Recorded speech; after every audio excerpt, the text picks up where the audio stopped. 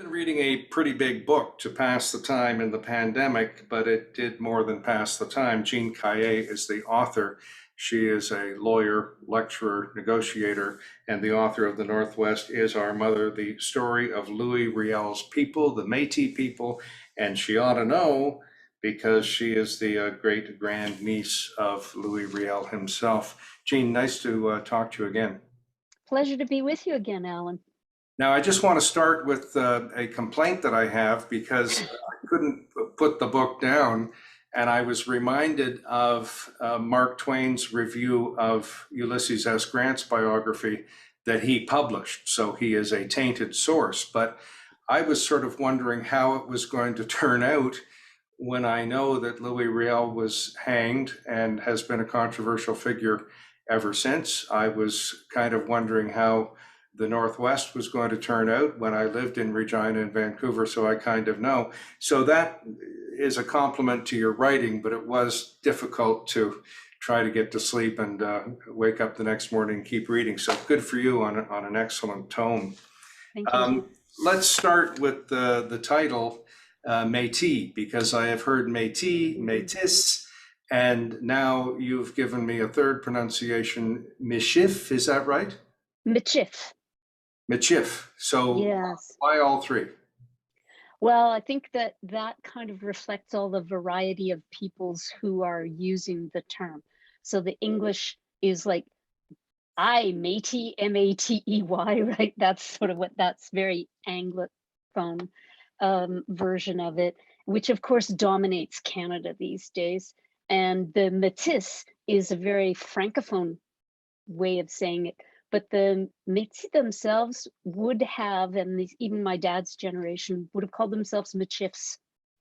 And so there's a lot of us still today who use it that way and call themselves Michifs. And there's definitely a movement today to change the name to Michif because of all the race shifting and everybody and their dog claiming to be Métis these days. And so suddenly I think a lot of us are thinking, whoa, maybe we should just go back to the way we would have said it and then let them have that word. So there's a little bit of that, but I have to say that's just my idea. Nobody else is buying it. Well, nobody in power. And people are entitled to call themselves whatever they want. Since you mentioned race shifting, wait a minute. Let me stop you there. People are entitled to call themselves whatever they want, but I don't have to respect them for doing that if they do it with no evidence and just because they feel like it's self-identified. I can tell you I'm the Queen of England, and I can tell everybody else in the world I'm the Queen of England. You don't have to believe it, right? You don't have to give me respect for it either. Okay, let's get into it because a little less hyperbolic. There are a lot of people on the prairies that I've encountered who claim to be related to the Queen of England because members of the royal family had ranches and pretended to be cowboys there and had perhaps illegitimate children. And I sort of take that on face value. The other thing I would say is that all kinds of people claim to be Irish on or near St. Patrick's Day, and I would submit no harm done. But it is, I think I'm echoing what you said, when someone starts to claim reparations or entitlements or perhaps something to do with the Irish potato famine when you aren't really Irish. Are we on the same page there? Yeah, I think it's people who are trying to gain something, awards or jobs or something by proclaiming themselves to be something they're not. I don't care about the guy at the barbecue who says, oh I always heard that, great grandma was an Indian. I don't care about that. I do care if there's somebody who's getting fame, awards, opportunity, and everything by claiming that they're Indigenous when they're not. That I think is a problem. But, to a certain extent, the people who are just out there yakking, it's noise. Okay, fair enough. Now let's then partly define Métis or Métis people. I always thought in my, somewhat state of ignorance as a grade school child that it was anyone who was the progeny of a European settler and an indigenous person here. But it's a little more complex than that, isn't it? Oh, yes, it's much more. So, problem with the term, and the reason you're confused, and probably everybody else who will be listening to this, or most people who will listen to this are confused, is because it is confusing. So, if you're confused, you're right to be confused. It's confusing. Thank And you. it's confusing because, so yeah, so don't feel bad about that. It's very confusing. And so there are many meanings, right? So the most straightforward one is the one you just gave. That in English, we used to call half-breeds, right? Which is a very discredited, pejorative term now. There are other terms to describe other peoples that we all know, and we don't use those anymore. May I, So, but that's that. may I suggest that it is also simply inaccurate, whether offensive or not, because nobody is ever half anything. My kids, I think, are 1/8 or 1/4 Icelandic, and there's some, French and English in there. Bonner might mean bonheur, and it might mean from Bonn. So, I mean, there can't really be a half breed unless you are absolutely sure that somebody is half of one thing and half of another, right? Well, I think the first generation back, 1600s or wherever, it might have been accurate, right? And after Well, that, you're right, it probably isn't. I think you would have, and it is to be argumentative. I think that you would look long and hard in France and England to have find someone who was only French or only English a few hundred years ago, and even even 1,000 years ago. No, I think because the idea that goes behind those is a cultural purity concept, right? Right. That you've got to, that every one culture is pure and the other culture is pure, and then this, mixing is somehow breaking the purity of those hegemonies, right? But no culture is pure ever, right? And individuals within a culture can enter into a culture, exit a culture, but come from many different places. And my favorite example is the Queen of England. So before World War II, they were called Hanovers, right? They were Hanover. They're German, right? Mhm. She marries a Greek prince, Prince Philip, but they're the King and Queen of England, right? Duh. Okay, so they don't have roots in the British Empire. They don't grow out of that, and nobody cares, right? They're the quintessential British people. So you can't look at individuals when you want to figure out how and who is it. You have to look at a culture, and you have to start with the idea that no culture is pure. All cultures change and evolve over time, and people, they shift and adjust in their land, in who's in them, and what their culture is. Culture is a growing thing.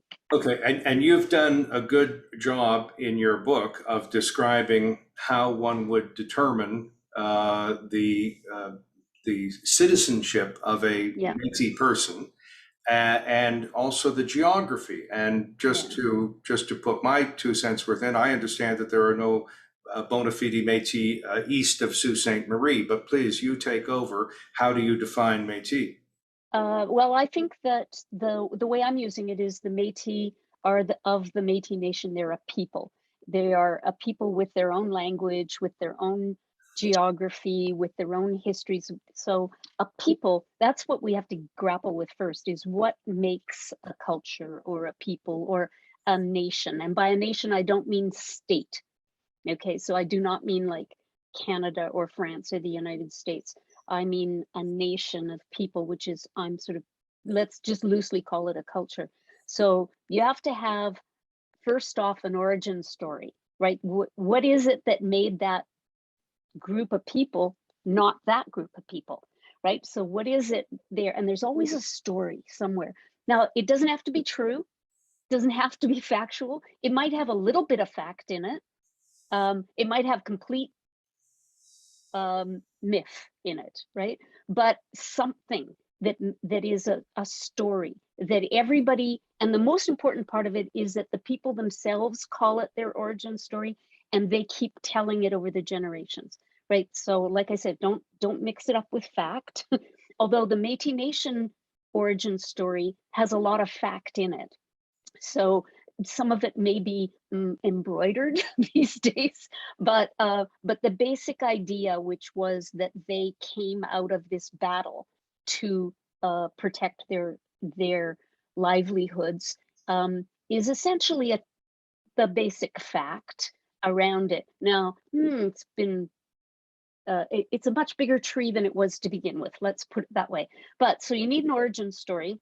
You need a definite kinship connections, right? And there has to be sufficient numbers too, Allan. 4 people doesn't make a culture. 1 family doesn't make a culture.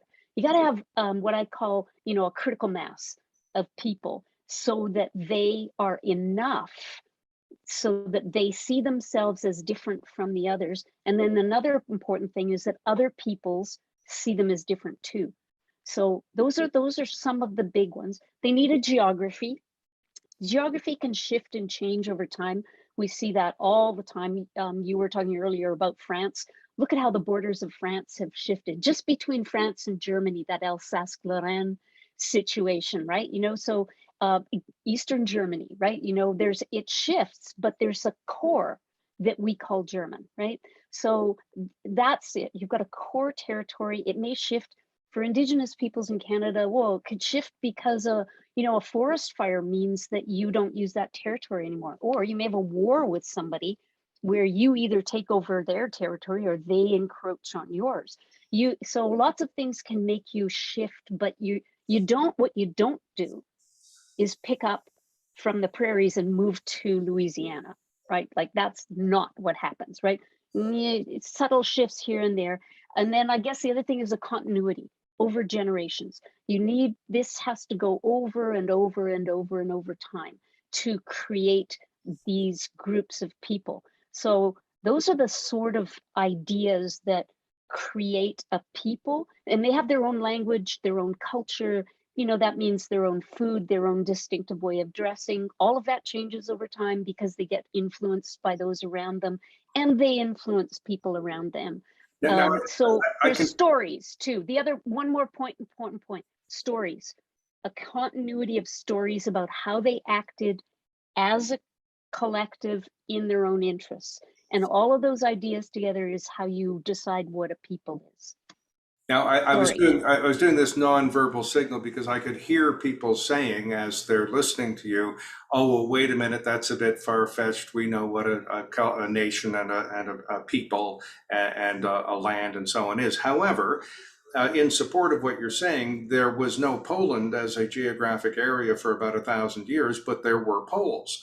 There is manufactured culture out of whole cloth just to the south of us in America, such as George Washington as a competent general, which he wasn't. No one knows what John Harvard looks like. When Paul Revere said the British are coming, they'd been there for a couple of 100 years. I mean, all these are wonderful stories, and Disney has helped, but and they are cherished by Americans. They're just balderdash. That's all. Yeah, the whole Paul Revere story is nonsense, right? It's all manufactured, but it doesn't matter. Right. Because every American child learns that story. And Hiawatha, as I recall, was who did John Smith allegedly get saved by and marry? Pocahontas. Pocahontas. I'm sorry. He told that story five times before in different countries, and Pocahontas would have been about 11 or 12 years old. Interesting story. Good Disney movie. Lick your thumb, turn the page. I wish I could hold up the book Fantasyland or The Lies My Teacher Told Me. Those are 2 great books that deal with this. But look, let's get back to your great book. Many of these cultural manifestations, and I might derail us by saying, are the Doukhobors a nation in British Columbia, because there were a lot of people and they had a language, culture, and religion and so on. But I think we've adequately dealt with that. These people, the Métis people, had a distinctive dress, much like hippies, beats, beatniks, the happy wanderers in between about 1890 and 1930 in Germany. And I think that's an important aspect of culture. Do you? Well, I think what happens is it's eminently pragmatic what's going on there, right? So it comes from the voyageurs, right? And the voyageurs, and that's a huge big root system in the Métis culture, is the voyageurs. Well, think about those guys, right? So they're coming from Quebec. They're coming from a very small area of Quebec around Trois-Rivières, right? It's like, it's not even from the rest of Quebec. They're almost all of them coming from this really small area around Trois-Rivières. They go out west. They don't have anything with them, right? You got your pipe, you got your ceinture fléchée, right? You know, your sash. You have your cup, and you got the clothes you're wearing, pretty much, and you head out west, right? So they arrive with basically themselves as their identity, right? And so what do? They meet up with, and of course, those young men, and they are really young, marry First Nations women. And for the most part, they're getting absorbed, first of all, into those First Nation cultures. So the ones we're really talking about are the Cree and the Ojibwe for the most part. Now you have to remember, some of those voyageurs who came out west were already part Mohawk, right? So like I said, no purity here, no claims to purity here. So they marry in, and what happens? They adopt moccasins, and they adopt all of those cultural attributes from the First Nations people, but they still bring in their Quebecois culture, and very much they're bringing their Catholic religion with them. And whether and for a long time there are no priests out there, but they still have these attitudes that they grew up with in Quebec. So there's this creative mixing of these two cultures. May I also submit that they brought with them a certain independence and freedom and liberty, because Freedom's important. I mean, they could have moved to Montreal or Quebec or stayed in Trois-Rivières, but they said, the heck with it, we're going to go off on our own. And I had heard from one historian that if you wanted to better yourself in New France, you put de in front of your name to claim some sort of aristocracy or minor aristocracy, or you simply got in a canoe and went off into the wilderness to make your own way. Quite an interesting aspect of freedom and liberty in the DNA. Freedom is definitely like one of the key core values that the Métis galvanized around. Those guys went out west, and I think what it is, you have to think about what the culture was like in Quebec, right? Just the priests ran everything, right? You know, who you could go out with, what you could say, you know, all of the attitudes around it, right? So, and also just think about, this is all young men, right? So just think about all the young men that we know today who want to be athletes, right? There's no professional sports teams or anything like that. So if you're a strong young guy and you just want to go out and have an adventure and go somewhere and make a little bit of money, right? This is perfect. You get to go and hang out with the guys, right? You know, and in a team, basically. And then the other thing is, you're free from all the restrictions of a very rigid society that has very rigid class systems in it and very rigid religion. And you're stuck in that. And you go out west and there's nothing. Now, technically, you're an employee as a voyageur, but wow, when the boss is 1,000 miles away and you're out there for 3 years at a time, it's freedom. It's absolute freedom from everything, from law, from religion, from family, from class structure, from government, from everything. You're just out there with the wind and the water and the prairie. And if I may advise viewer discretion, we're now going to get into sex. And, you know, frankly, Freud said it, that, you know, this is a driver of a lot of activity. And there was, with the reference to my previous citing of the hippies, there was more of what we might call today a free love or a serial marriage, as Alvin Toffler wrote about. Mm-hmm. Describe that for me. Well, serial monogamy is basically what's going on, right? So the other thing we have to remember is that First Nations had none of these ideas about monogamy and all of those kinds of things that we grow up with, or that came from the Christianity, right? They just have nothing like that. Women could pick their own partners. Now they did, fathers or chiefs were known to marry their daughters off to another family by way of them accessing a different territory. So there's that kind of marriage goes on the same as it did in Europe, right? That you marry your daughters off for advantage. That's definitely going on. But women could leave their partners, right? If he's not a nice guy or he's brutal, she can walk away from it, which you couldn't do in Europe. Now the men tended to spend say one winter in one place, and they would have a partner or marriage, what we call à la façon de pays, right? In the fashion of the country. And but then the next year they might get posted 500 miles away, and her father and her family might not want her to go away. So he would go, and she would stay with whatever children they had had. Or some women went with their partners, of course. Sometimes long-term relationships, good marriages, really, really fundamentally close bonds were formed between a man and a woman, but it wasn't the norm. The norm was to move on, and a lot of those guys had a woman in every place they stopped. And perfectly acceptable to everybody concerned, I gather. As long as they're happy and he's contributing to the society and he's being kind to her and he's raising his children and he's helping with the community, everybody thinks it's fine.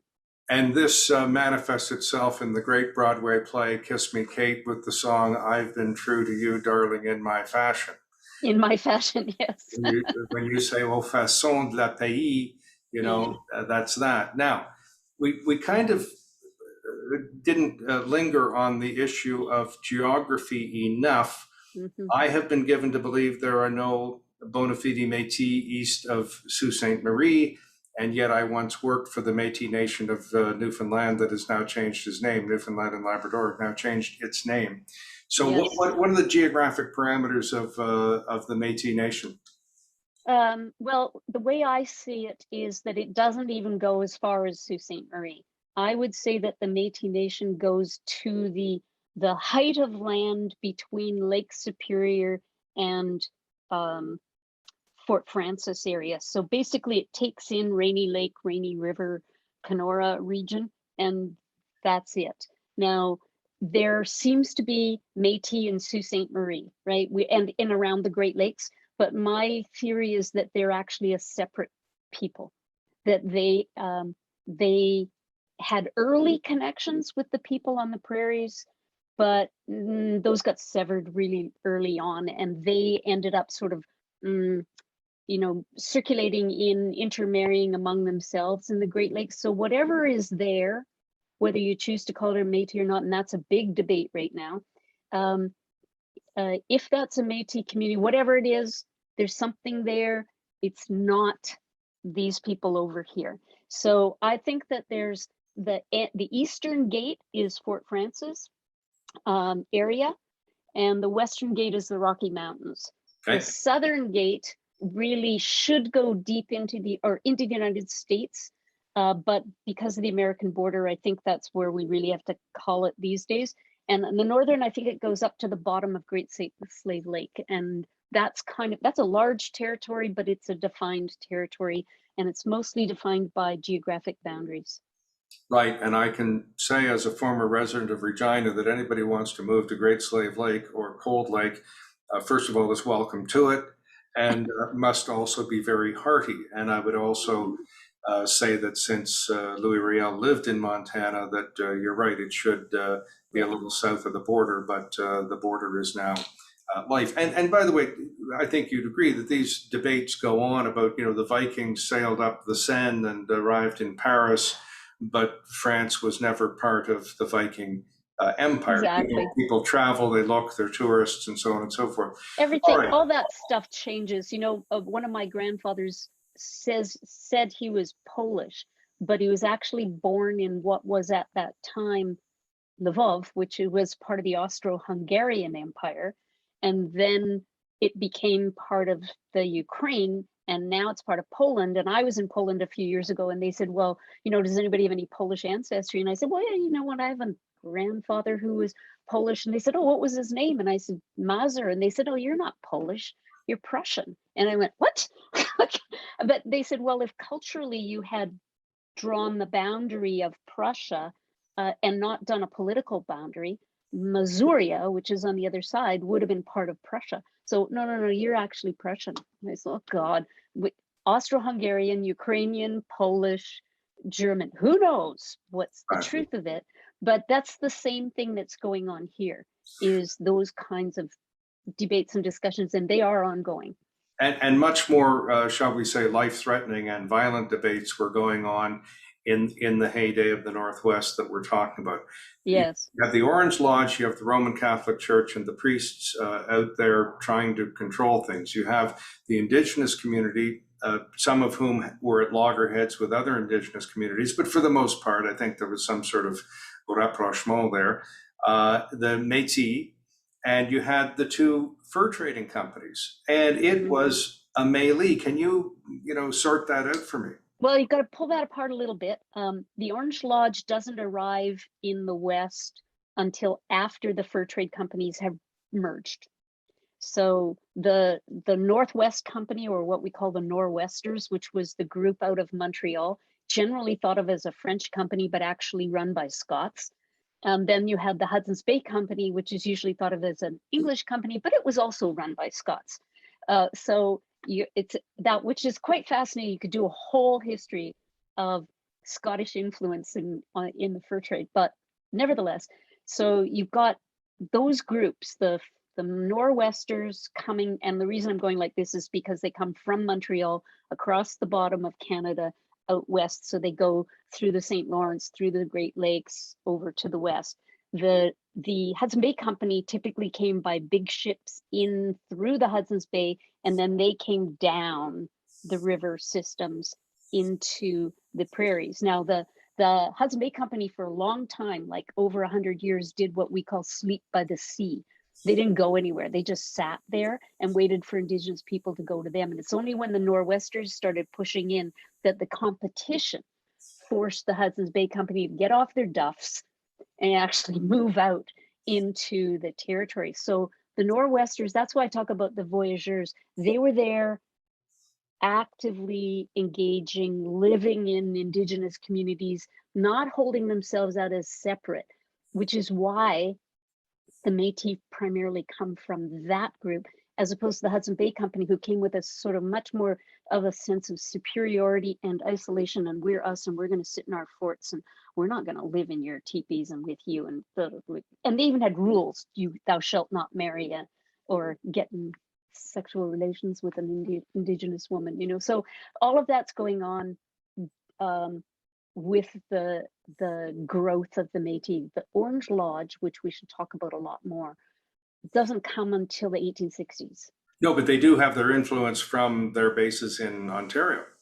Well, so maybe we should talk about the Orange Lodge and who they are, because you and I know who the Orange Lodge is, but my experience talking to people in Canada since my book came out is that most people have no clue anymore who the Orange Lodge is. So we should talk about who it is. And so essentially, go ahead. Well, frankly, I was going to interject an irrelevancy that you were doing this not just to show Montreal to the west, but because you have a cultural propensity to emploie vos mains as you are speaking, which I do as well. But the Orange Lodge has almost been forgotten as a political force and a social force, and a place where mainly men gathered, much like the Masonic Lodge. But the Roman Catholic Church is very hard to explain to young people today, the amount of power that they had. As recently as living memory in Quebec in the 60s, Pierre Trudeau couldn't teach without their blessing, literal and figurative. But you go ahead with explaining the dynamics there. I think you're right to compare the two as huge forces in Canadian history.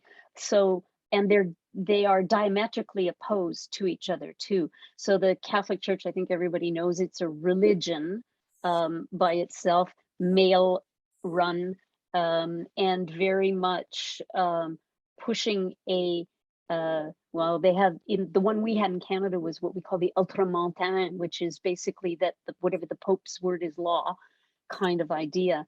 On the other hand, you have the Orange Lodge, and the Orange Lodge is your quintessential Protestant, white, Anglo-Saxon, white supremacist organization. From the get-go, they call it the Orange Lodge because of William of Orange. It goes back that far. They come to Canada. At one time, I think I read that,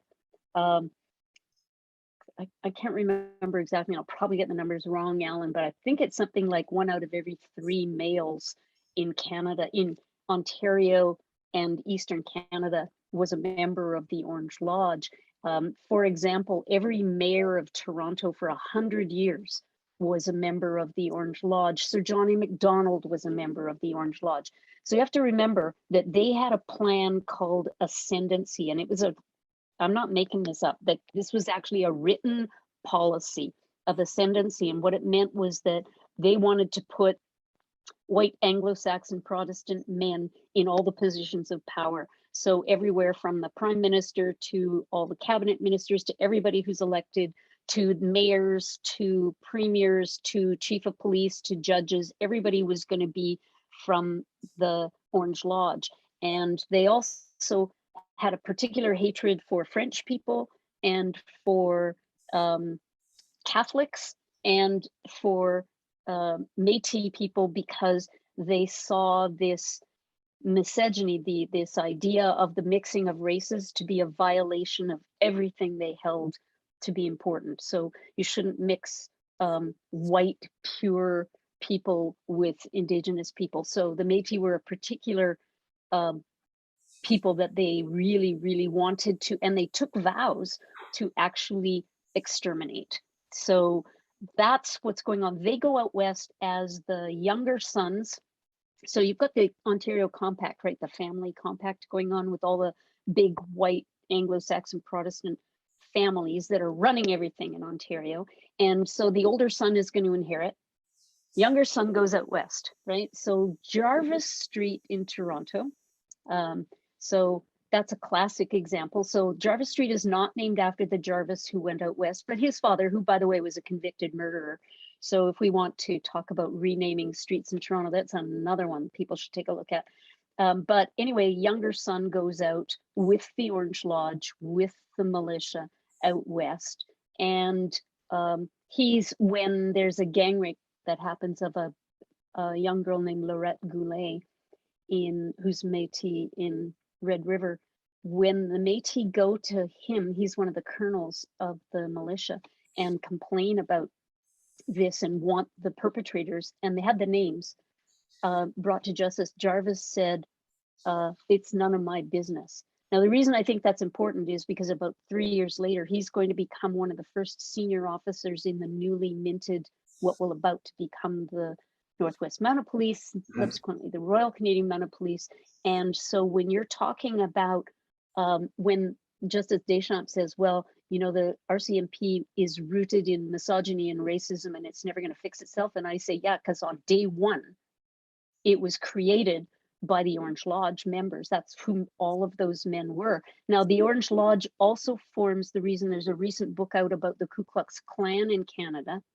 And the author there, whose name escapes me at the moment, but the author there says the reason the Ku Klux Klan took root in Canada was because the Orange Lodge was like there with all the same ideas. All they had to do is put a new name on it. Right. So Now, this is all fomenting in the West. I would like to present additional evidence and cross-examination. And remember, Counselor, you are still under oath. And I'm not disputing any of what you said. I just wish to contextualize it. The goals that you stated for the Orange Lodge would have been extremely similar to the goals for the Masonic Order, for the Chateau clique in Montreal, the French, or Tammany Hall, an Irish, cabal in New York, or many other organizations. They may have exceeded those other goals, or the United Auto Workers, for example. So looking after one's own can get out of hand, certainly. Second, I'd like to just, before you move on to your second point, one of the points that I'm making is that the Orange Lodge men signed up to become the Sir John A. Macdonald's militia. They were then given the force of law. They were not just a club then. They were given the force of law and weapons and sent out west Well, and this to seems do what they did. this indeed seems to be a bizarre part of our history, that people could raise essentially private armies, but with the imprimatur of the state, and that would be a long and interesting discussion. Let me also say about John A. Macdonald citing, I can't raise his book here, but it's Richard Wynn's book. John A. Did not disapprove of, as if it was anyone's, right to disapprove or approve of, intermarriage between Indigenous people and settlers. Now, the dastardly part of that may have been assimilation, but he didn't find that improper. He did a lot of other improper things, but that was one area in which he was perhaps enlightened. And then in the Deep South, when you talk about the horrible case of the rape that you described, in the southern U.S., I shudder to go into the details, but a lawyer would often hold an ink well up at the victim on the witness stand, give the victim a fountain pen and say, go ahead, put this in the inkwell. And that would convince the jury that rape was not even possible. And that is in living memory, probably happened up until the 50s. So even without the overlay of racism, there is that kind of, what would you call it? I mean, horrific and dastardly and misogynist behavior. But it's also, the Orange Lodge went out there to make their fortunes. This is about land as well, right? That's what was going on. Those second sons were sent out there to get land and to make their fortunes. And that's what they wanted to do. And that's what they did. They took the land from the Métis lands, and then they took First Nations lands. So that was their purpose ultimately.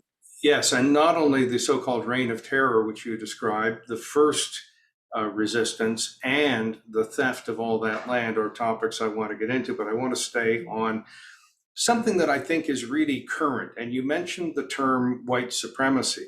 And when that is mentioned, what I think of is Charlottesville and people, chanting horrific things and the torches and this, that, and the other. I've always thought that ignorance and stupidity is far more widespread than racism, and the remedy is a little different. Would you parse it out that there are differences between white supremacy, noblesse oblige, and looking after one's own, or nationalism and these sorts of things? Are there degrees for you, or is it all one bucket? I think there's all of that going on. But I also think that ultimately what we're looking at is colonialism, right? And colonialism has all those buckets within the bigger bucket, right? So that's what's really going on. So it's an excuse, whatever excuse they can find to take the land. It doesn't matter. So you can go to terra nullius, meaning the land is empty. Okay, well, if it wasn't empty, well, you were there, but you weren't using it very well. So, oh, well, and if you were using it, it doesn't matter because we need it more, or whatever. You can just go down the list, down the list, down the list, down the list.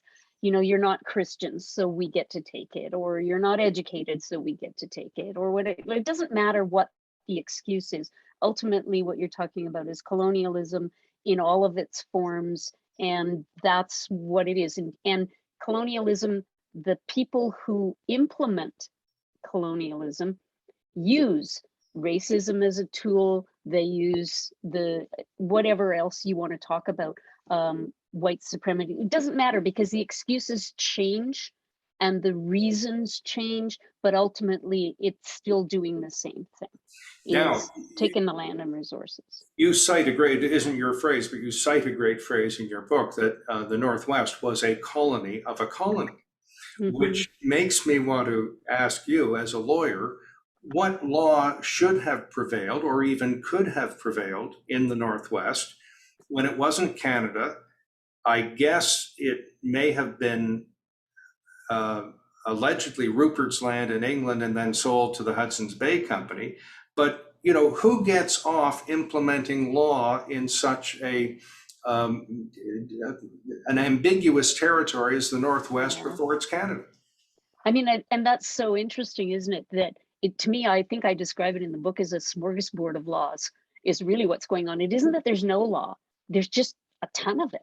So the Hudson Bay Company has their own laws, but it really, despite the fact that they claim all of Rupert's Land, which is basically 2/3 of Canada, they really only implemented their law in their own forts and towards their own men, right? So or if one of their own got in some kind of altercation or had some dispute or something like that with Indigenous people, that's the only time they got engaged. Other than that, if you were a Nor'wester and you're out on the prairies in Saskatchewan, it's Cree law, man. That's what's going on. If you're in a Cree camp or you're in a Cree territory, the Cree will insist on their law. If you're in a Métis camp or you're in a Métis territory, the Métis will want their law to apply. But the other thing is, some of those camps had everybody in them. You know, some buffalo camps had Cree people, Ojibwe people, Sioux people, Métis people, some Nor'westers, you know, some priests, you know, whose law?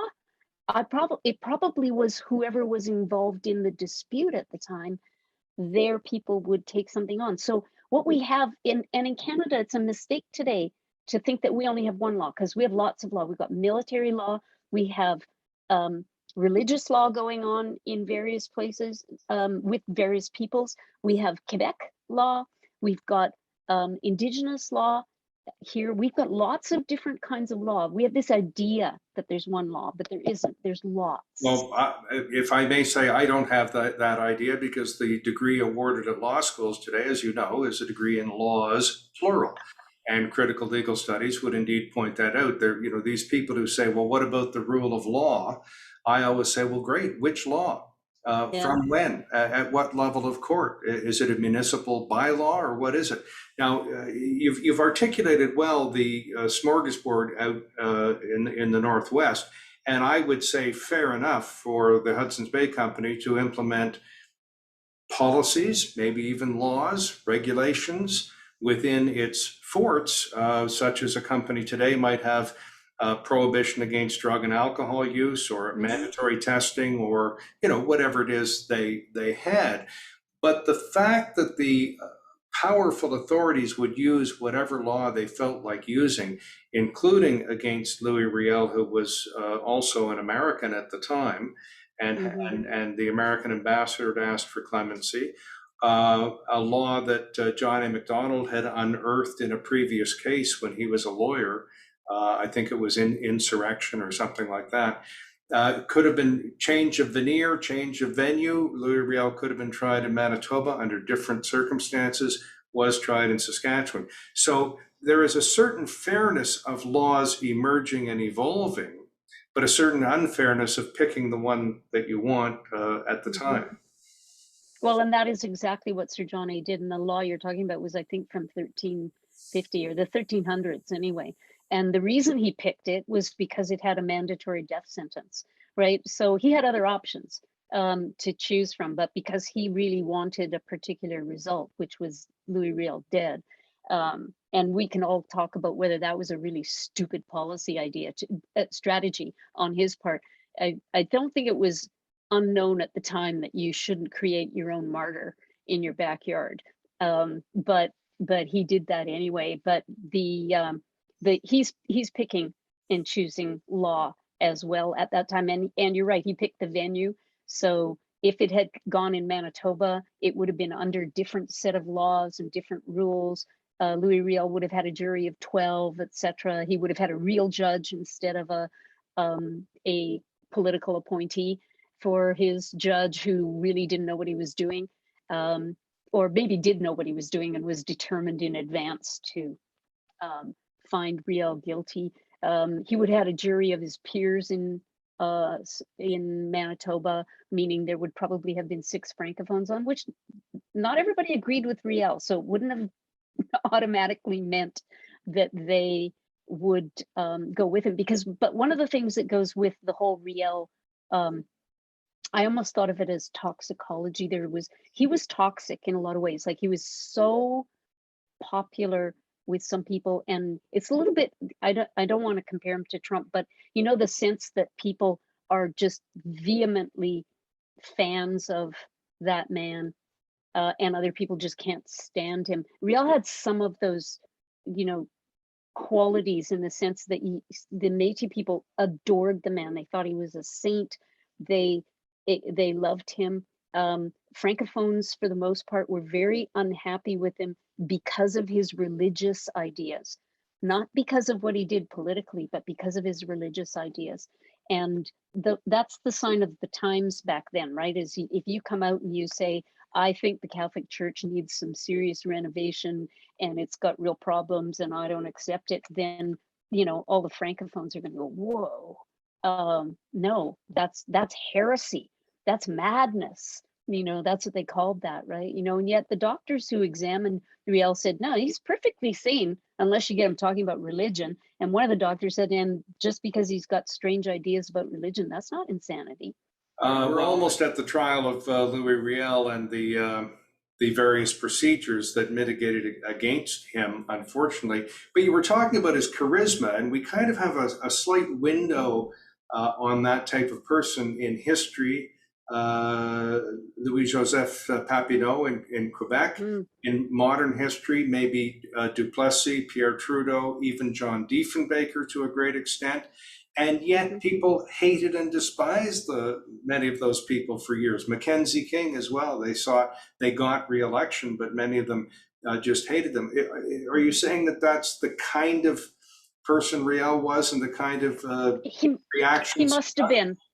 He must have been. If you think about the way somebody who can stand in Manitoba in January and give an hour-and-a-half speech in 40 below weather, and hundreds and hundreds and hundreds of people will stand there and listen to him. The guy's got something, right? People started to talk about Riel very, very early. And remember, I think we forget how young he was in 1870 when this all began. He was 24, right? So he was a young, charismatic man. And I think it's true. And such people are polarizing, right?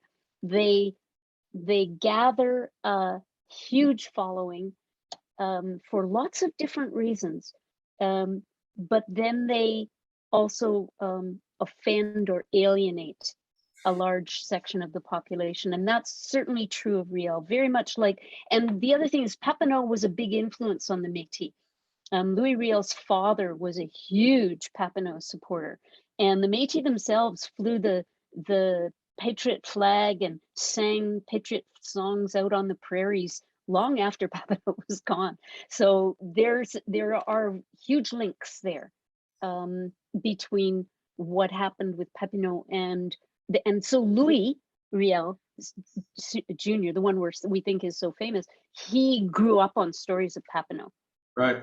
Now, here's what bugs me.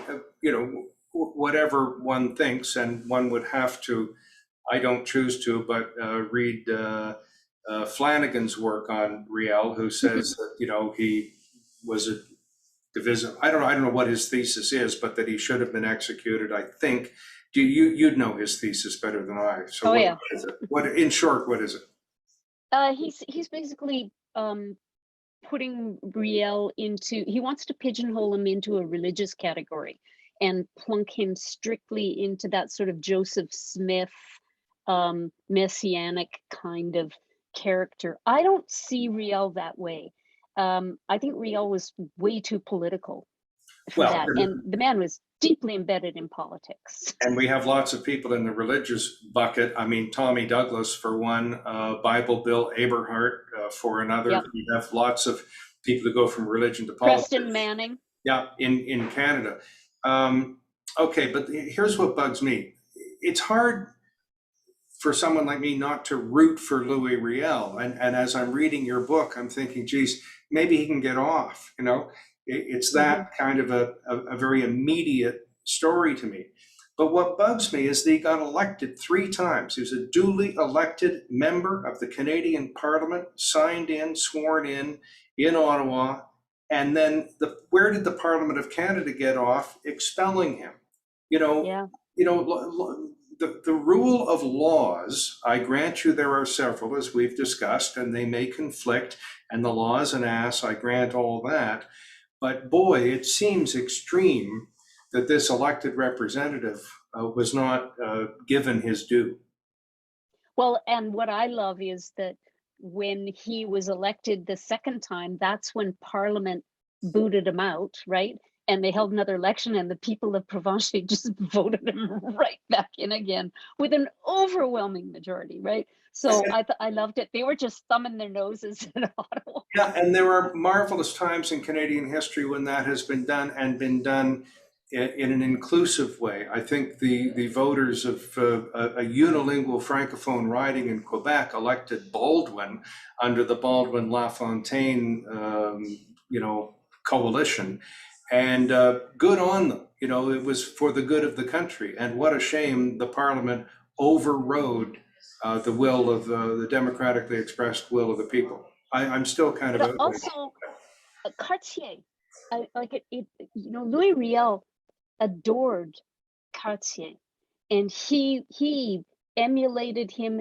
and he believed that he could go into Parliament because Cartier, after being basically given an amnesty after his role in the Papineau Rebellion, became what, the deputy prime minister? I don't know what his exact title was, but I mean, the person who became prime minister when Sir John A was lost in the bottle for weeks and months at a time, and Cartier is running the country. And Riel thought that, okay, yes, so I did lead this resistance in 1869-70, but we negotiated an agreement. We brought Canada in.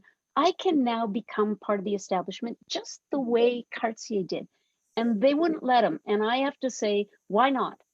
Right? He didn't do anything that Cartier didn't do. So why not? And I think the only reason is because he's Métis. Well, And that is the racism. of course, I asked you first, so there's no point in asking me.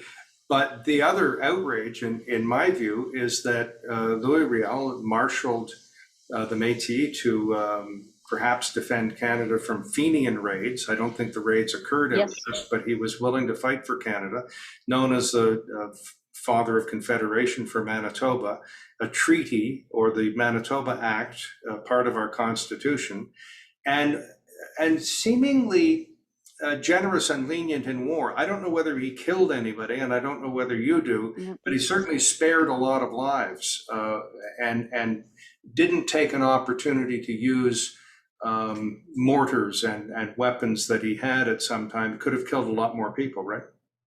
I think that one of the things that came across to me all the way through this, and those parts were hard for me to write because my family was like leaning on me.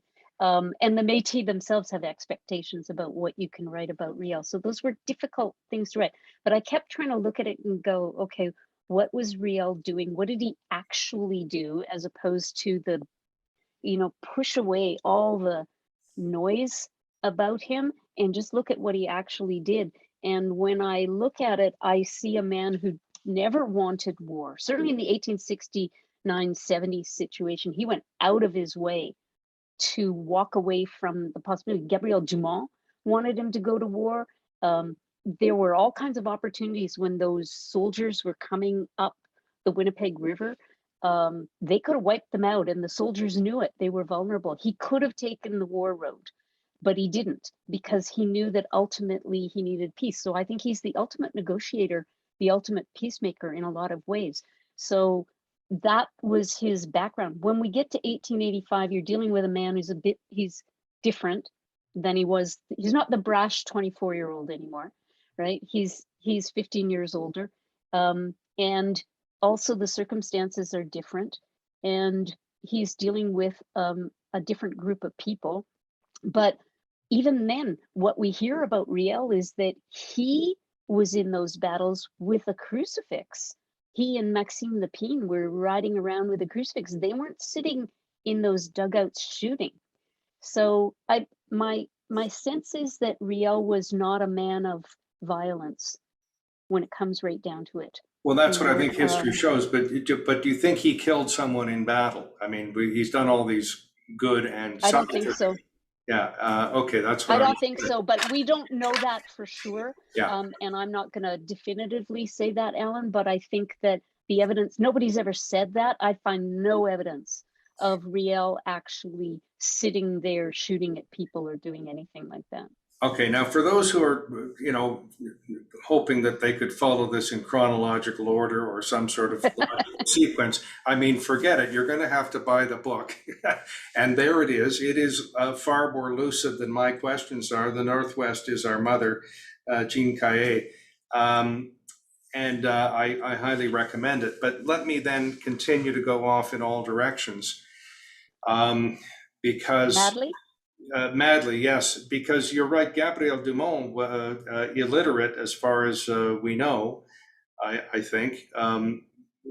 Riel, highly literate in both languages, maybe even a third.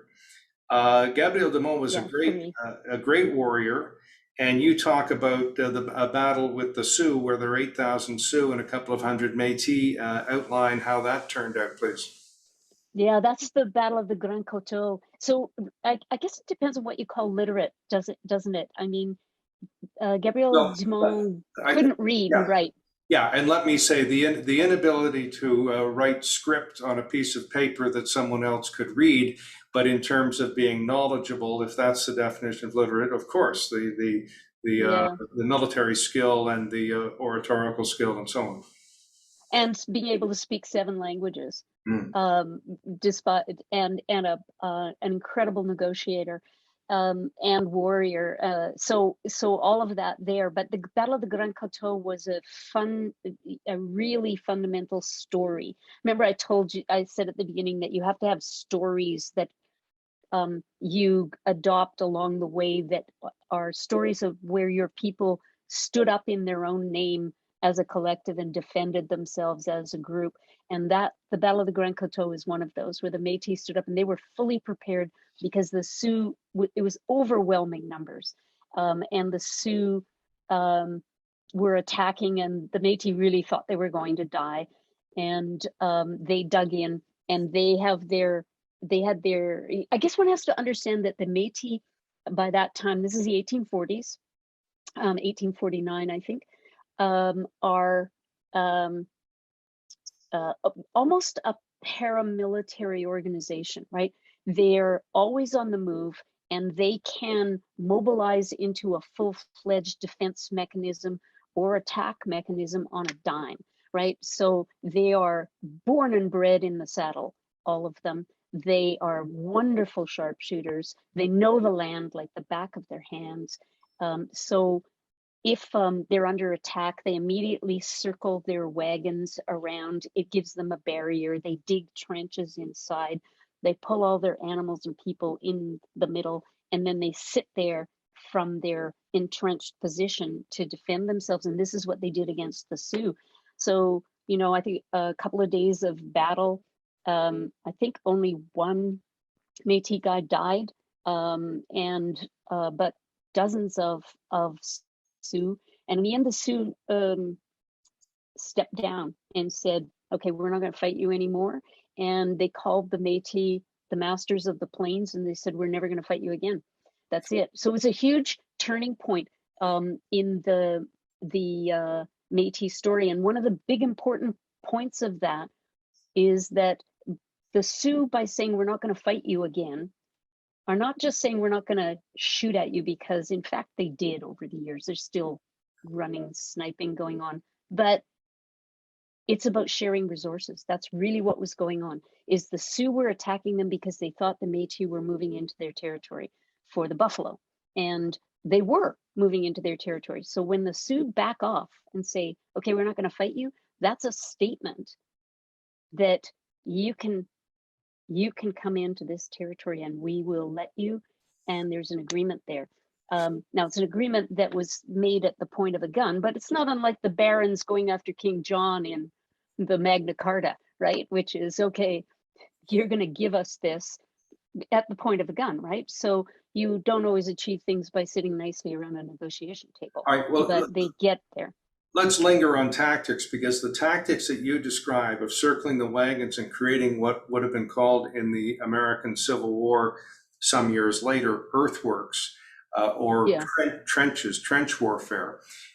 This was in opposition to the methodology of the time, which was to march into battle to the tune of a drummer, fixed bayonets in the U.S. Civil War not that many years later, and of course on the fields in wars in Europe. So this was quite different than the smash and grab guerrilla warfare that caused the Americans to win the American Revolution against the English, and of course the Vietnamese to win the Vietnam War against the Americans. Where did they get this idea? I mean, it obviously worked, it was effective, but where did they get it? That's a really good question. And it wasn't Gabriel Dumont, because he was 13 in that one. So it's the leaders at that point who have, so you've got to remember the Métis themselves created the Red River cart. So the means of making that was their invention. Now it's an adaptation of a cart from France, but it's adapted and incredibly usable. It's got big wooden wheels. There's no metal on it anywhere. There's no grease on it either. The wheels can come off and you can float it over the river. And it's this that they built into the encirclement in order to shoot out of. I think it would have been the leaders of the time, because it's not the Indian way of fighting, the First Nations way of fighting. It's not the European way of fighting. And that's classic Métis, right? They grab some things from one culture and some things from the other, and they make something. And it's not just 2 and 2 makes 4. It's like 2 and 2 makes 7, right? So they've created something very different here than what either side was doing, and it's unique to them. And that's interesting, because the Sioux attacking them are not coming up in marched formations either, but they're not strategic about how they're going at it. And the Métis were being very strategic about where they dug in and how they fought. So two things contributing to the Métis thing. So first of all, I guess 3. One is the very fact that they were on those buffalo hunts, which were a Métis idea as well. The big long trains with their Red River carts on these hunts. The fact that they had this mobility and this way of mobilizing as a little army instantly. And this is men, women, and children. Everybody all knows exactly what to do, where to go, and how to deal with it. So this is it's like a moving mobile militia in a lot of ways. And that's really unique. If I can possibly keep track of the next 4 questions I want to ask you, because every answer raises some very interesting questions. One is to go back to the first resistance of, I believe, 1816. There, I was shocked to learn there were 30 deaths, I think 1 Métis perhaps, but 30 settler deaths in an altercation between the two. Please describe the tactic there, because it's equally prescient. Yeah, I can't remember exactly how many. I don't think it was 30, but there's a different number. So you'll read, I think, 21, 27, 28, these varying numbers. But it's basically the deaths are all the Selkirk settlers, right? That's what's going on. But really what it is you have, my analysis of it is that you have a very incompetent governor of the Selkirk settlers. And I mean, if you're a governor of the Selkirk of a settlers and you've got a fort, right, with big walls around it and cannon and gates that close, and you know that there's a force out there that's more than you. It seems to me the last thing you should do is leave your fort. I don't know, but it just seems to me that that's dumb, right? So, but that's what he did. He went out with the men, and most of whom were farmers. They were not trained, and they're not like the Métis who lived with a gun in their hands from the time they were 2, and spent their lives on horses and also spent their lives in battles. These guys were just young farmers, right? And they have old-fashioned guns. They don't even know how to load them properly. They had a couple of misfires on their way out. They said they were only going to parley, but they didn't have a white flag, and they didn't have a sense that they, and they were all armed. So the Métis come, and there's like 64 Métis. They circle around them on horseback. So you got 21 scared guys in the middle like this with their guns, right, like this, and 64 armed men with war paint on, by the way. Métis wore war paint, right, all around them like this, menacing on them, right? I mean, it must have been frightening for those young men, those young Selkirk settlers, right? It must have been scary. Well, it was frightening, but it was also fatal. And describe how. Yeah. How well, that. a gunshot goes off, and nobody knows. Both sides accuse the other ones of shooting first. The Métis have always said they didn't shoot first, and I sort of think, would have been easy for one of those guys in the middle for his gun to go off by accident. But nobody knows when it comes right down to it. Nobody knows. The Métis have always said that they shot first. I sort of think that's suicidal.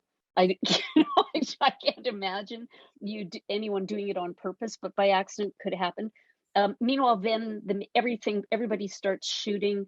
The Métis have a practice. They shoot, and then they roll off their horses on the side. And while they're rolling off, they're reloading their guns. And remember what you're reloading, right? This is break the breach. By the time. Let me add a little reality check. I've ridden horses Okay. a fair amount. I can't, especially at my current weight, go to the side of a horse, hang on to the horn. Bridle. Well, I was thinking the saddle horn. Oh, okay. And I wouldn't do that to a horse, hold on to the bridle, and then back up again. I mean, that's quite a physical feat, number one. I don't doubt they could do it. I'm just saying I can't do it. And then the loading of the gun took, I think, in the US Civil War, 1 minute and 30 seconds, because you have wad and you have gunpowder and you have a bullet and you ram it down and then you prime the flintlock and away you go. So it's really quite a complex operation, but you go ahead and finish your story. No, I've never timed it, but that's so interesting because in the buffalo hunts, that's what they do too, right? They used to keep their bullets in their mouths, right?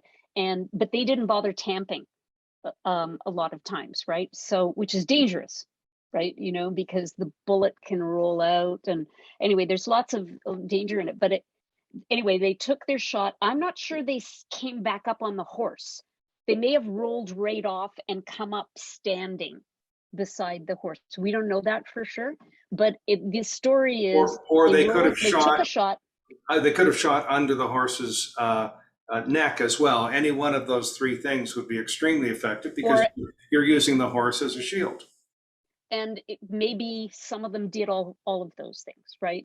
So, but the idea is they took one volley. The Hudson Bay guys shot back. They didn't get any of them because they were rolling off their horses. They got a whole bunch of the Hudson Bay Company guys in the middle. They rolled off. They had reloaded. Apparently the Hudson Bay Company guys the Selkirk settlers / Hudson Bay Company men in the middle thought they won because the Métis had all fallen off their horses, right? And so they were starting to go, hey, like this, and then the Métis all stood up and went with their second round, and by the end of that, they're all gone. Now, somewhere approaching 30 deaths, whether it's 21 or 25, whatever it is, somewhere approaching that number, was a huge casualty rate given the population of the Northwest at the time. And we don't read about this in school, and that's why I'm so intrigued about talking to you. What was the cause of this altercation that caused what I think could be termed for the time massive death? Yeah, well, they call it a massacre. They called it a massacre up until about 10 years ago. It was always the massacre of Seven Oaks, right? The Métis always called it the victory of the Frog Plain. But nowadays we use more politically correct language, and the Anglos, the non-Métis, still call it the Battle of Seven Oaks. But really what it was about resources. So that governor, the same guy I said wasn't very smart to leave the fort, had been issuing declarations restricting the Métis from accessing resources. And it just went, he kept issuing declaration after declaration after declaration. Oh, you can't fish in this part of the river, the places where the Métis had been fishing forever. You can't cut bark from trees. Remember, you're on the dead prairies, trees are precious. Only they can do that. You can't hunt buffalo. You can't run buffalo from your horses. You can't trade. You can't do anything. It's all ours. We got here yesterday. We claim it. And you have to abide by our laws. And our laws mean that we get everything and you can't do anything. And the Métis, you know, the first declaration is annoying and the second one is really getting irritating and the third one's getting like they're starting to, by the time you get to the last one, which is that they couldn't run buffalo, which was their expertise, which meant hunting buffalo from horses. And the reason the Selkirk settlers didn't want them doing that is because they didn't have horses. And if the Métis chased the buffalo herd too far away from the settlement, they couldn't access it easily. So the Métis, so they wanted them to stop doing that. And so they kept passing all these laws and the Métis finally were going, you know, no. So there's a running skirmish that by the time the Battle of Seven Oaks is going on, there's been a running sort of guerrilla warfare going on for almost 2 years by that point. And so it's all about resources. It's what I've said from the beginning of this interview. It was about the land and the resources and the Hudson's Bay Company. The Selkirk settlers arrived, claimed it all instantly, and then said, no, you can't have it. And you have to go, you have to leave it all to us. It's all ours now. And we own it all. We get to decide who, what to do with the resources, and we get to decide that we get all the benefits of it. You get nothing. Now, and the Métis went, no. In the preliminary babble to my next question and contextualization and all that stuff, for anyone who thinks this is either ancient history or you know, pretty obvious stuff, the Hudson Bay Company had a charter or it owned the place or whatever, I would say this is very similar to recent history, where the wheat board had a monopoly on the selling of Western farmers' wheat. A Western farmer couldn't take his grain into Montana and sell it.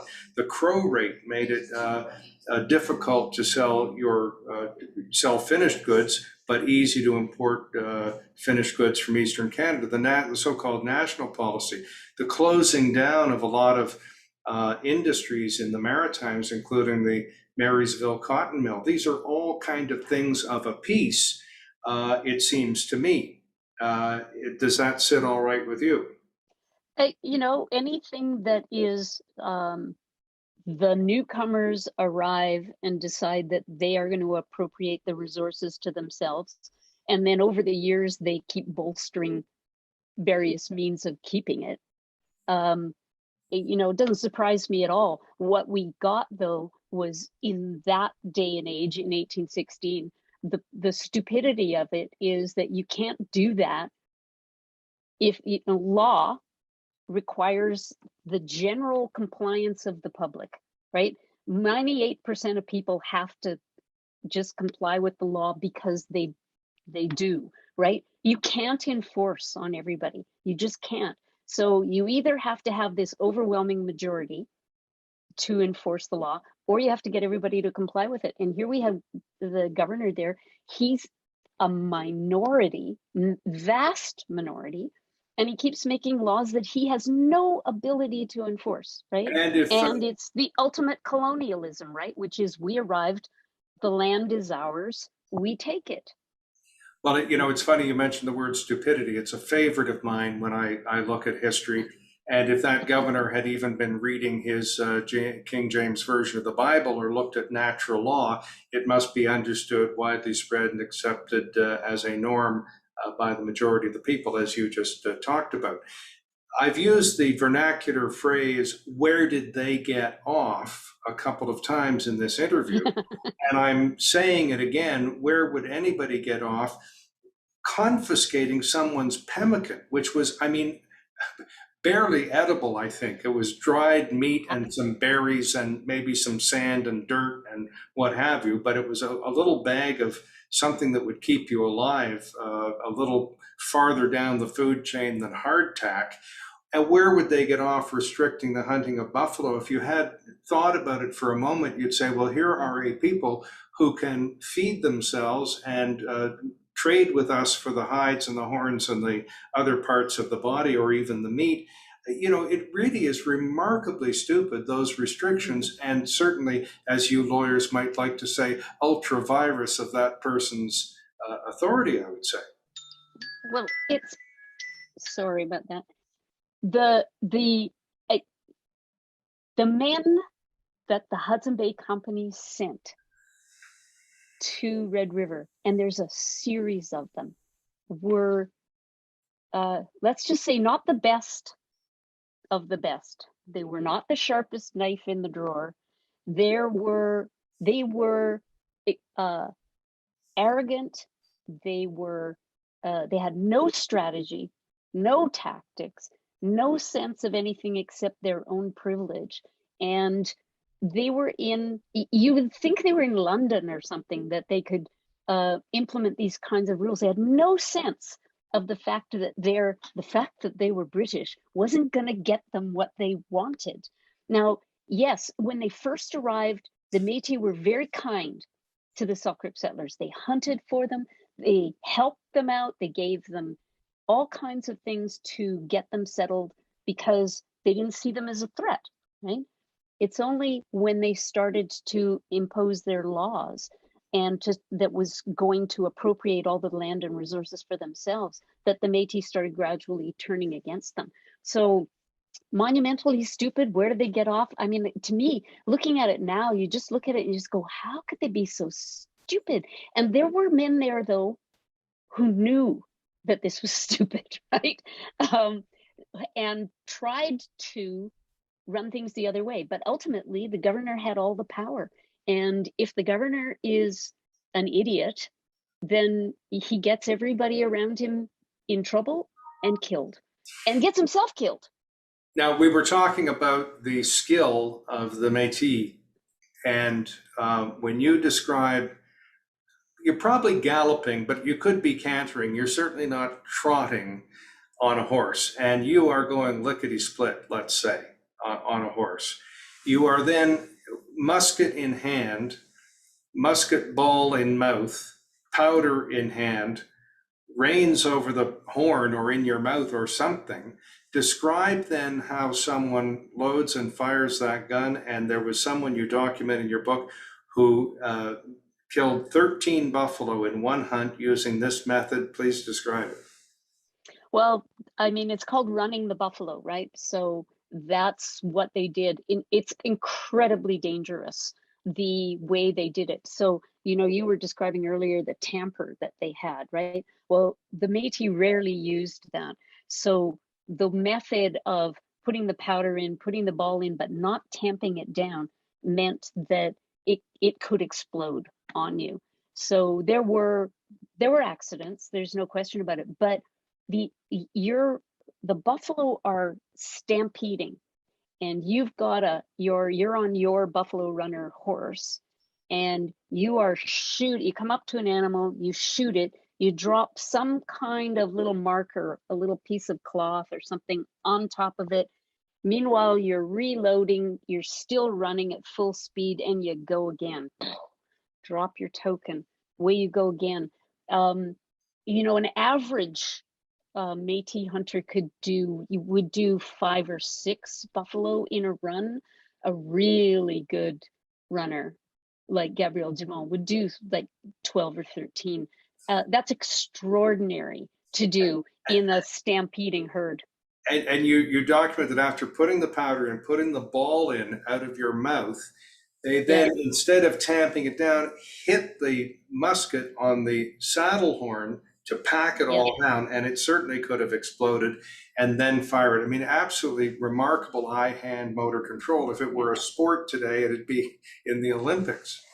Everybody who saw it, and you have to understand, the buffalo hunt was well known all over the world. Harper's Magazine in 1874 ran a whole series of articles with etchings of it. So everybody knew about these famous Métis buffalo hunters, right?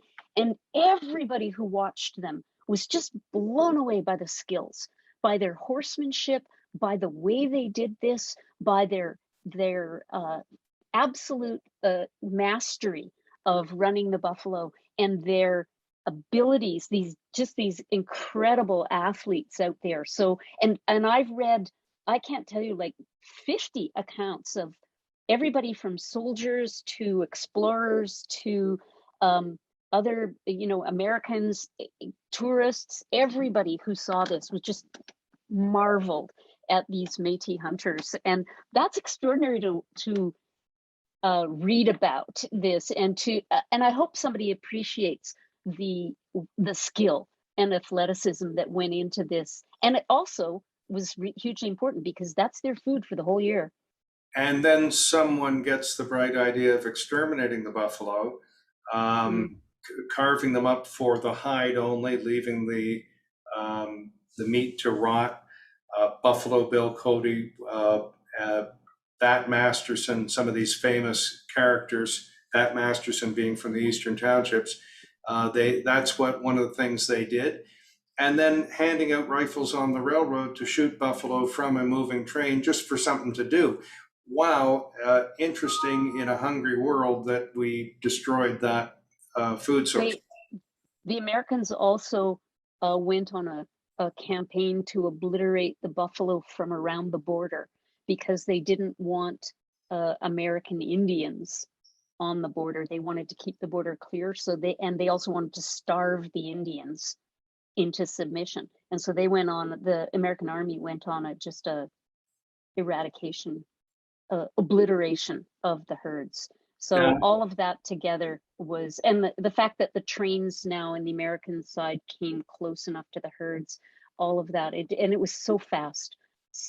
In like 4 years, the herd went from massive amounts just down to nothing. It's so sad. And I've eaten buffalo, and it is perfectly palatable and could be a mainstay today. As if there isn't enough injustice that you've documented, then there is the stealing of the land, both promised and not bequeathed, but deeded to the Métis, and the thieves were, among others, Roman Catholic priests. How'd that work? Oh yeah, the Roman Catholic priests and the richest families on the prairies to this day, the Richardson family, all of those kind of families, they all got their start by speculating on the land there. So what happened was that part of the deal hold on a minute, counselor. Okay. Speculation is perfectly reasonable. It's not in Black's Law Dictionary, I don't think, as an offense. I'm talking about not perfectly legal speculation or real estate development. I'm talking about the theft of the land from the Métis. That's what I'd like to focus on.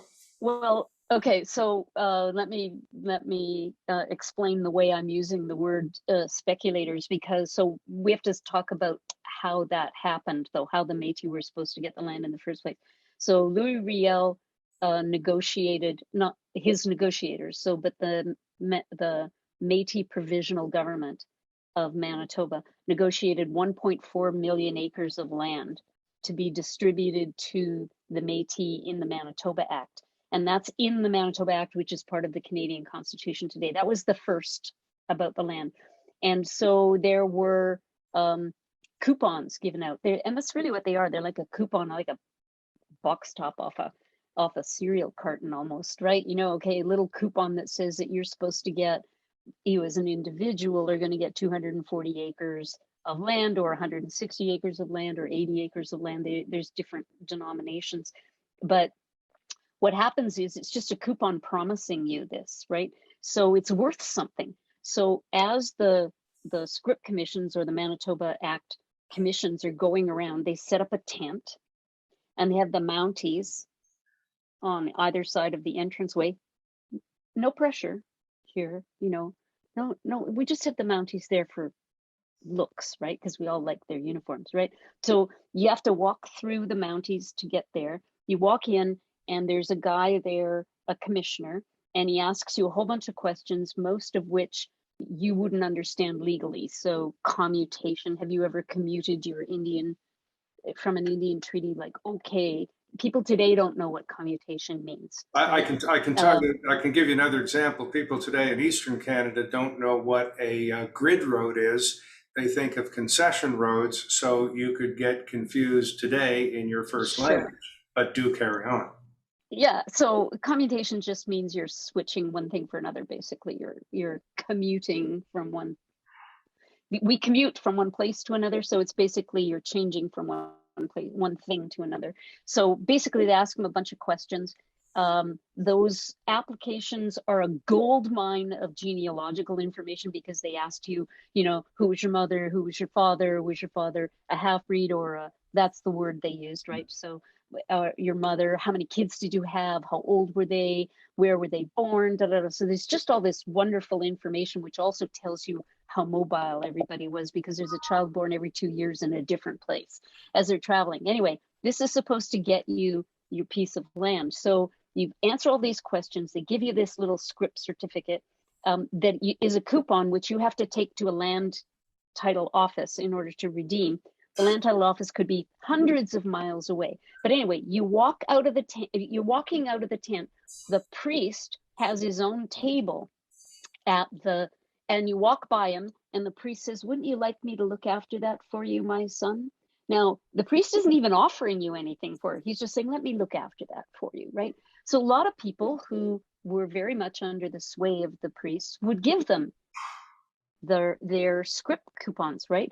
If you didn't, if you hung on to it and you actually walked out again through the Mounties, there were script speculators outside. And these guys would say, "Here." So basically, the land was worth about $1 an acre, and you had 160 acres. So that little piece of paper is worth $160.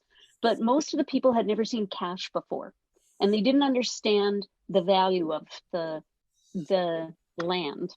They knew it was land, but they didn't understand how much it was worth. So the script speculator would say, "Here, I'll give you this piece of paper for that piece of paper." This could have been $5, could have been $10, right? And they're getting 160, right? So that's the script speculators. They traveled with the government party, and so did the priest, right? So the priest and the speculators end up with something like 99.98%. Dr. Frank Tuff from the University of Alberta has been working on this stuff for like 30 years. And I think he says that it's less than 0.02% of the land actually made it into the hands of the Métis. But they were speculators, but that's fraud. They also did things like forged signatures. They brought in impersonators to pretend that so that they could get all this land. And it worked. So the bulk of the land is lost. And if they couldn't get it that way, they did it by literally burning people's houses down or by at gunpoint. Well, so one way or another, they got all the land.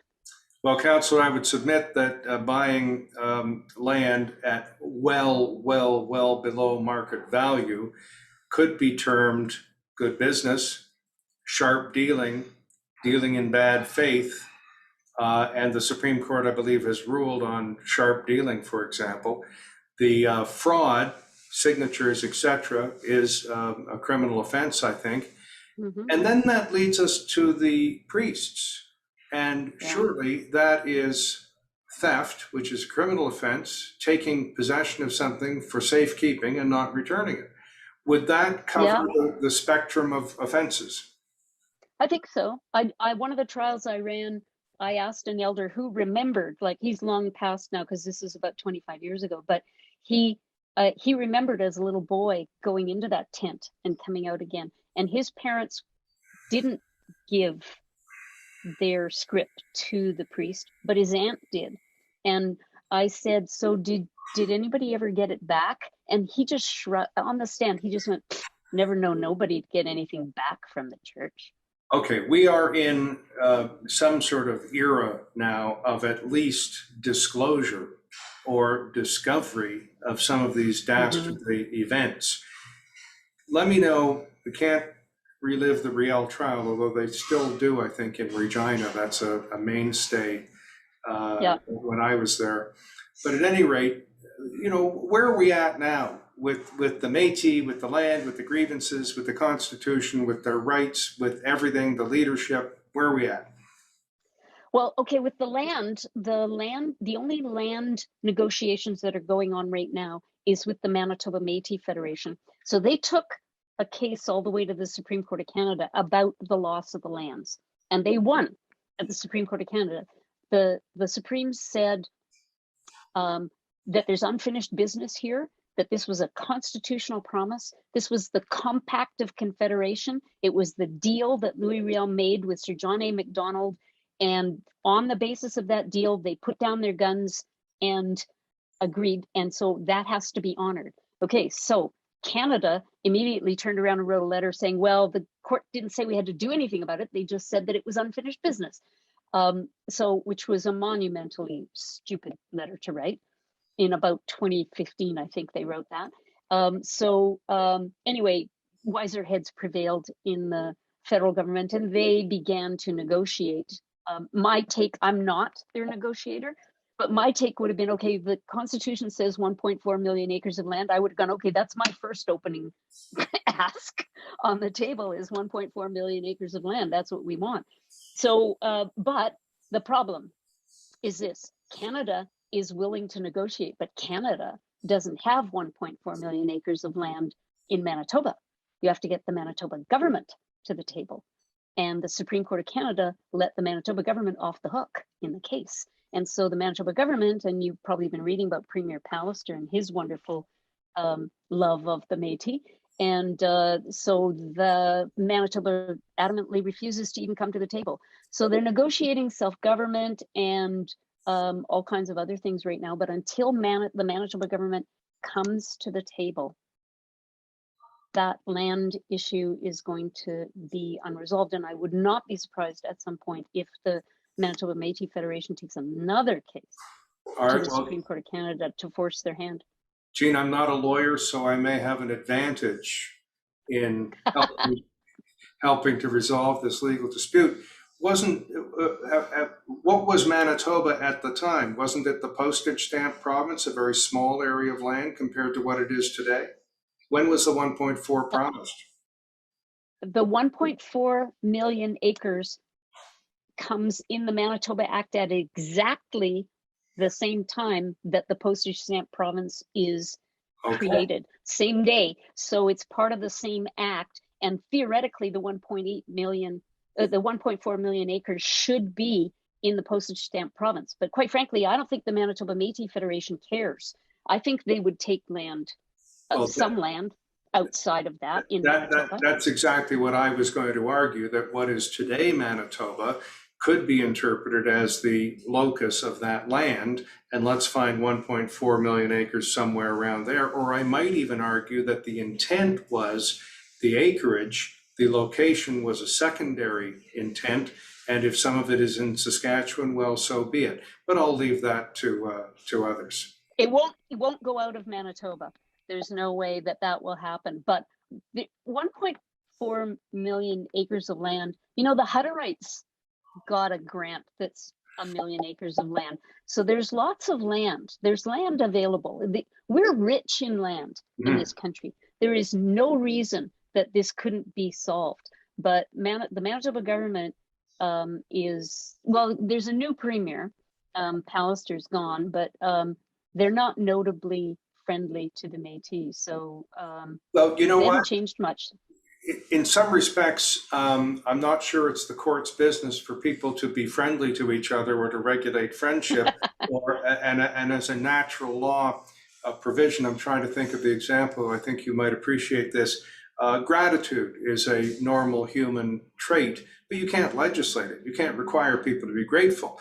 So I'm not sure I would care what the government thinks of Métis. Just fork over the 1.4 million acres. Well, I don't care myself either, whether they like them or not. But the point is that the lands and the resources are controlled by the provincial government under our system.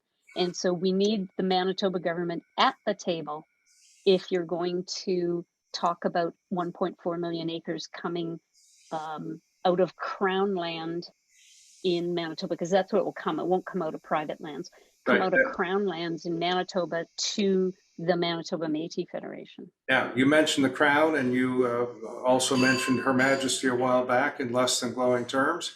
But the courts have ruled that the honor of the Crown must be upheld, meaning that if what I think could be called, I don't think it does violence to political science, the government of the day, which is the Crown, and it is the government, forever and a day, the continuity, has made a treaty or a provision or a promise or a constitution, then that has to be honored by the Crown's representatives, which I think can be argued as not only the head of government, the premier, the prime minister, but also cabinet ministers and those acting on behalf of the Crown. And the honor of the Crown is not upheld by someone saying, okay, it's unfinished business and it may remain so for generations. Or yes, indeed, it should be honored, and some damp afternoon in a future generation we may do it. That's not an honorable approach, is it?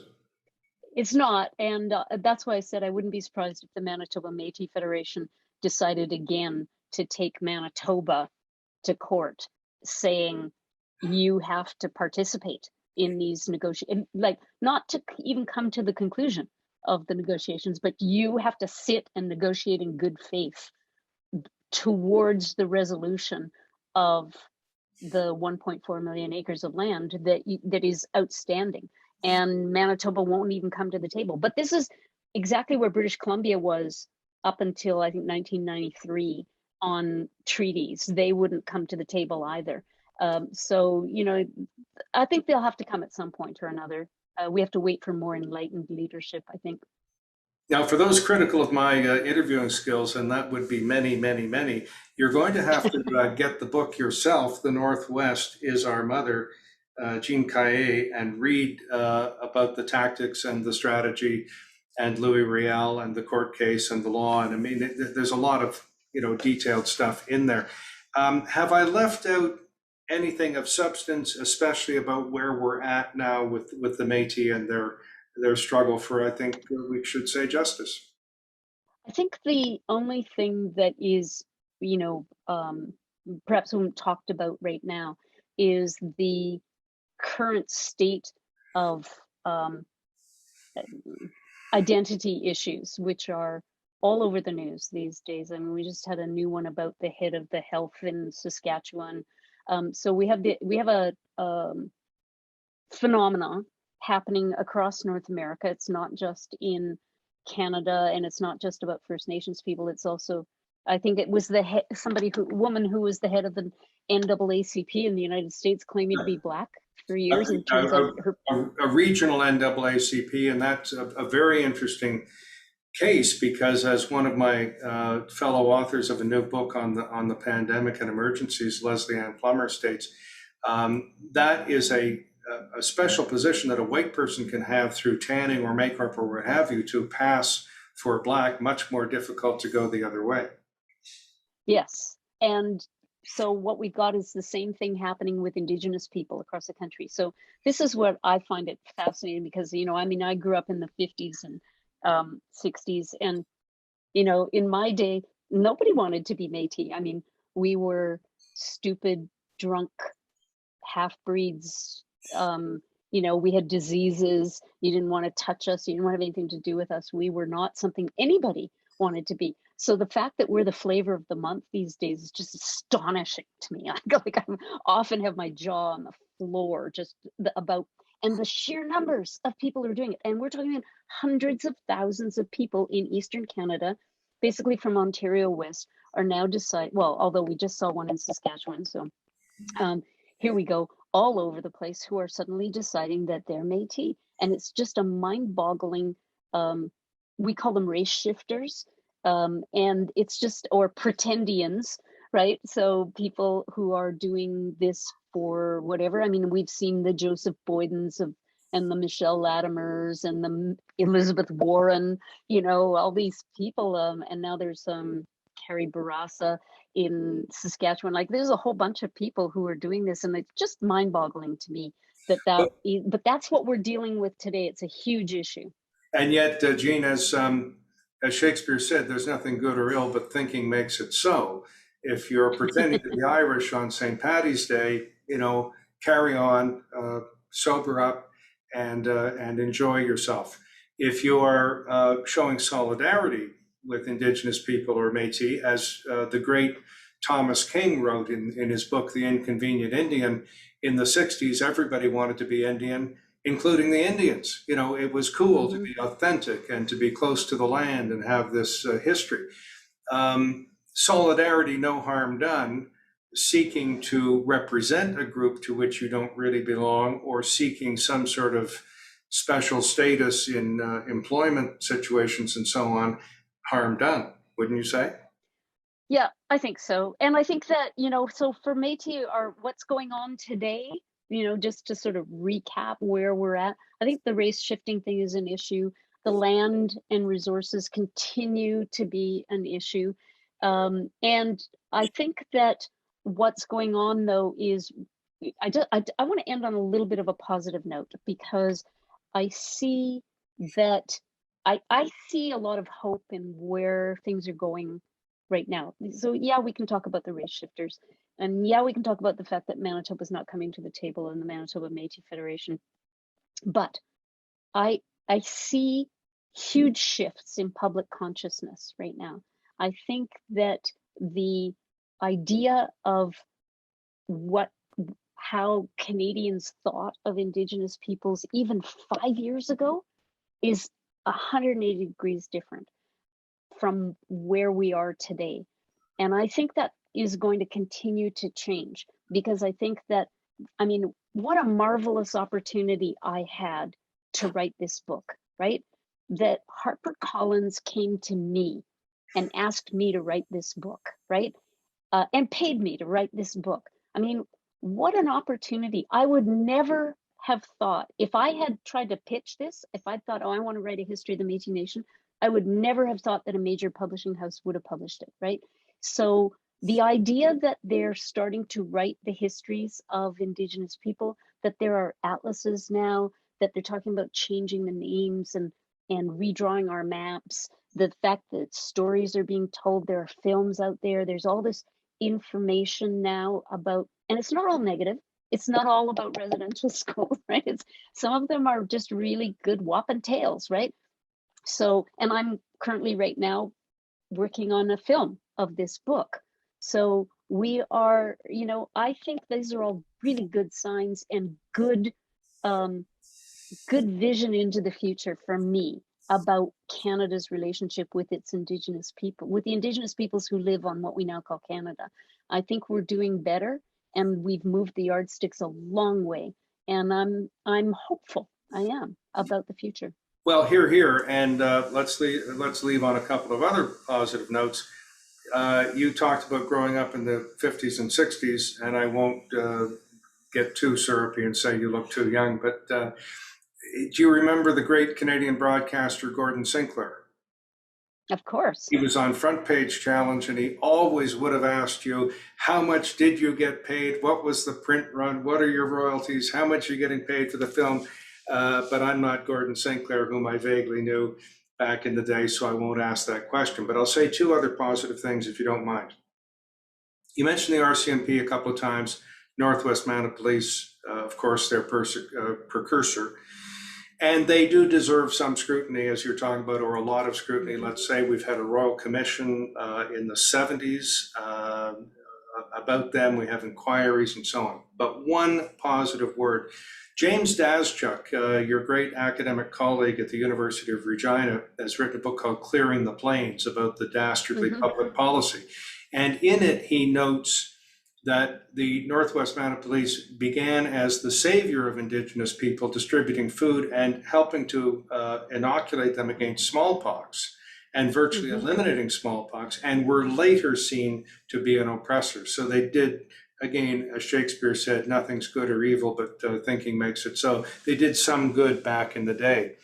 I think there is a lot of truth in, it's one of their doctors, one of the RCMP or Northwest Mounted Police in those days, doctors who was really pushing for better rations for First Nations, and pointing out that the amount of food they were being given as their rations, and this is Sir John A. Macdonald again, giving them rations, that a prisoner in Siberia got more food Right. than they did, and it wasn't enough for an adult male to survive, right? So that was their the RCMP doctor. So they did. No one's, you're right, no one's totally bad and totally good. The RCMP did do some very good things, but they were also the ones who rounded up the First Nations and put them on what it amounted to prisoner of war camps or concentration camps. I mean, and then they're the ones who stood around those camps and wouldn't let anybody leave, even though they were starving inside, and you couldn't. That's a concentration camp, and the RCMP were the enforcers of that. So there's bad, and there obviously were good men in there. And and kidnap the children, and on that discussion could go. But one more positive note. Yeah. Here's a book, The Dawn of Everything, A New History of Humanity, David Graeber and David Wengrow. Really great book. I think almost as thick as yours. Yeah, almost. Yeah. This is I feel like those TV exercise guys, just grab a couple of books and do the exercises. They point out something that I think, again, it is stupidity that caused us not to think more of this in the mainstream. The Europeans found large groups of people on this continent who were in much more a state of liberty and freedom and egalitarianism, and women having important roles, matrilinear societies. It is fashionable today to say, oh, well, what was the role of women during the coal mining strikes that Emile Zola writes about in Germinal or something. I mean, and there were no women working in the mines at those times, or very few, let's say. But anybody who tries to strain to find a positive role for women has never seen farm work or never lived in a rural community. And you document in your book that the strong, hearty women who were on the Red River carts during the buffalo hunts and looking after the children and skinning the buffalo and all the roles that they did, worked as hard as the men. Pretty obvious stuff. So when you come to Hobbes and Rousseau and Locke and others, whom I've not read thoroughly enough, but I generally know their theories, these authors here point out that Rousseau would no more have known egalitarianism than space travel. The only stratification that he knew of was everybody's social standing at a drinks party or a reception that he was at, and he knew that he was superior to the person cutting the cake for him. But other than that, he didn't think of freedom, equity, egalitarianism, the role of women, etc. And neither did many of these others. This thesis here is that the so-called New World, North and South America, was a shock to Europeans. What do we do with people who've never known Jesus? Are they people? Have they been saved? Do they get eternal salvation? What do we do with this egalitarianism that includes, a lack of fixation with nudity or with marriage or with what have you, and this thesis is that the indigenous people of North and South America, mainly North, I think, affected the Enlightenment, affected the writings of Rousseau and Locke. I mean, why do we have a social contract? Why do we have the state, the Leviathan? Would there be a war of all against all if it weren't for the state? Well, there was war in North America. But anyway, the point is that these folks are beginning, hundreds of years too late, to give credit to the society that was here, the large populations, the intricate laws, the intricate social organization, division of labor, etc. What say you to that? Well, I think, I think that you're right. That's true, that it was a shock to Europeans to come here. I also think they didn't understand what they were looking at, right? So they would come and ask to talk to the chief, right? And you'd be in a place where there might be 5 chiefs, because there'd be a chief for social things. There'd be a hunting chief, there'd be um, a, a war chief, there'd be a chief in charge of they didn't call them chiefs, right? But the leaders. The stolo that I am negotiating with now call them Siams, right? So there would be a Siam for each sort of, be like a minister of a certain, in our thinking, right? In charge of different aspects of their society, but not one overall chief.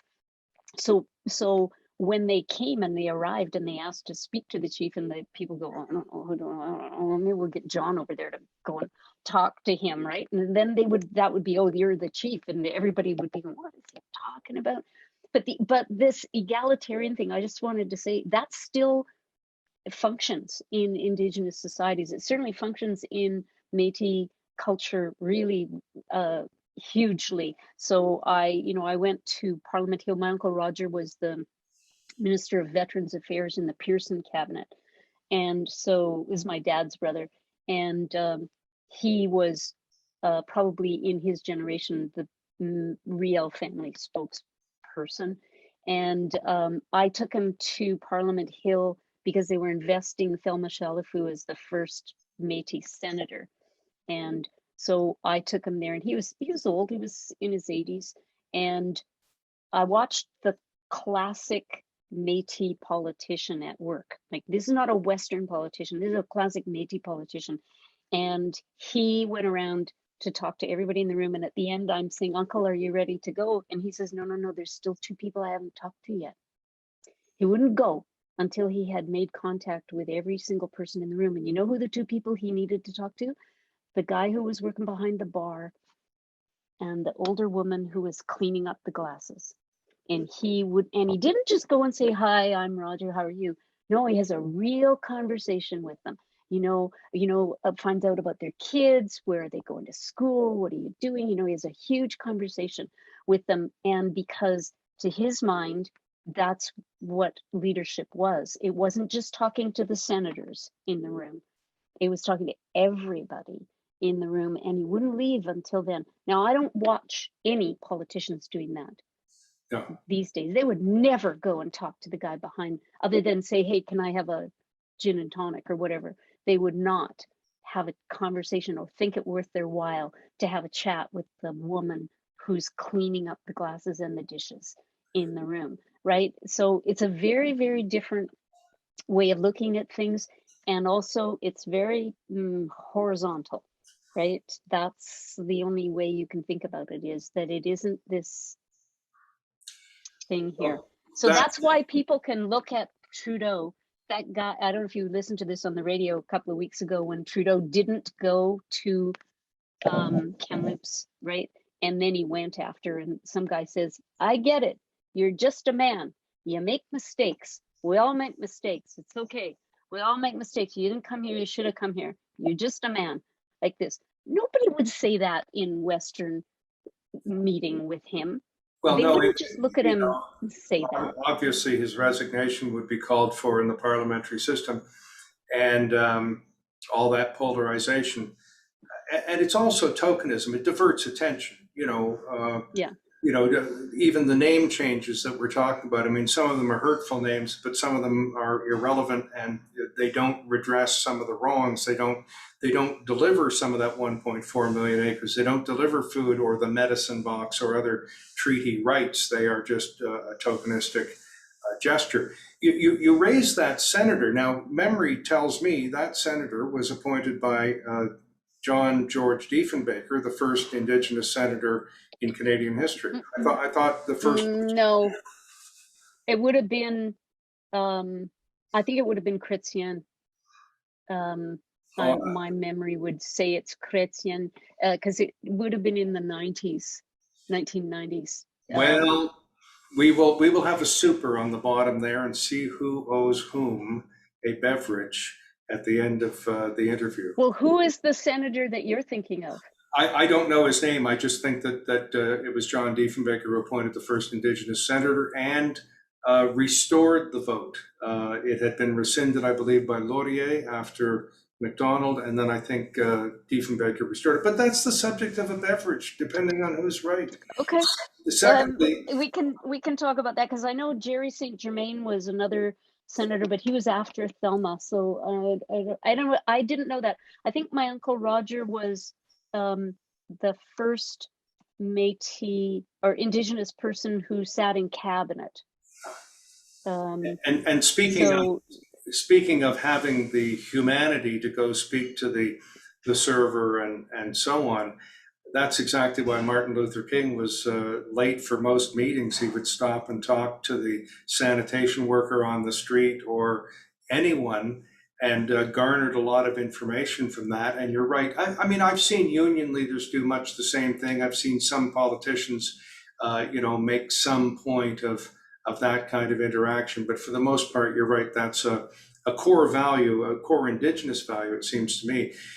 There's just one more thing that sticks in my mind, and that is the Indian Act forbidding the potlatch, which most people I don't think know what a potlatch is, but it's a sharing and giving and lending and giving back kind of a ceremony, some sort of the sharing culture and the egalitarian culture that you talk about.